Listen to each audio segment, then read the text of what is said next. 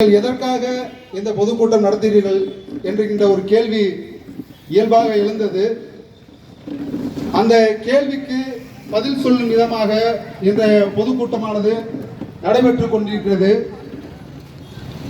அகமத் அலி என்ற இயற்பெயர் கொண்ட பழனி பாபா அவர்கள் 14/11/1950 ஆண்டு பிறந்தவர். ஊட்டி கான்வென்ட்டிலும் புது ஆயக்குடி, சென்னை, டெல்லியிலும் பயின்று முனைவர் படிப்பை முடித்தவர் சமூக நீதி போராளி அல்காஜ் பழனி பாபா அவர்கள். அவர் ஒரு தேசியவாதி, ஆனால் மத வெறியராக சித்தரிக்கப்பட்டார். ராஜீவ் காந்தி, சோனியா காந்தி திருமணத்திற்கு சாட்சி கையெழுத்து போட்டவர் அவர். பிரதமர் இந்திரா காந்தி அவர்களை நேரடியாக சந்திக்கக்கூடிய ஒரு ஆற்றல் வாய்ந்தவர் அவர்.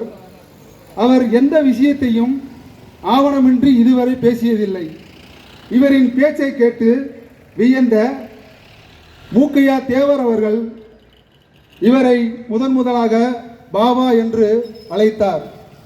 அவரது தாயின் ஊரான பழனியும் அதனோடு சேர்ந்து கொண்டதால் பழனி பாபா என்று மக்களால் அன்போடு அழைக்கப்பட்டார்.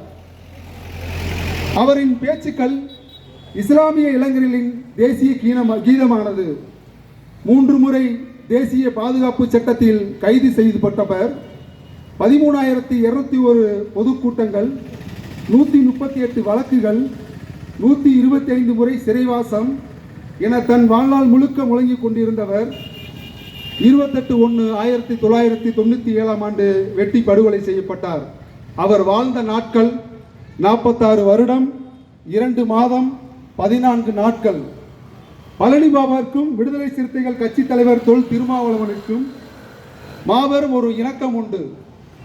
அது என்னவென்றால் 1990 மதுரை மேலூரில் பொதுக்கூட்டம் நடத்துவதற்கு பழனி பாபாவிடம் ஒப்புதல் பெற்று எழுச்சி தமிழர் தொல் திருமாவளவன் அவர்கள்